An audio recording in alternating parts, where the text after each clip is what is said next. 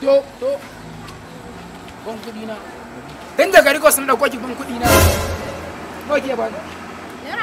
in na karba Allah ya tsine min albarka na yi zama a Lagos na rantse da girman Allah ba ran karbi kuɗin nan ba ke kowaye ne ma ya ɗaura miki gindi a ƙasar nan wallahi sai kin biya ana kan naira 20 shine kace ba za ka karba wallahi sai kin biya ba ran karba ba kowaye ne zai zo wallahi sai kin biya Allah kai wallahi sai kin biya malam me yake faruwa malam me yake faruwa ka bangare malam yake mai shin mutumin da zai biya mata ya gaya kai na yi zama a Lagos dan bariki ne ni abin ba na malam in ban hauka da naushi ba Allah ya tsine mun albarka kana tambaya na me ba biya za ka yi sai biya za ka yi wallahi menene mashin ina ta shiga bata biya ni kuɗi na ba mashin ina ta shiga ta saka ni nawa ne kuɗin sake ka nawa ne kuɗin ka dai a ji tsoron Allah nawa ne a ji tsoron Allah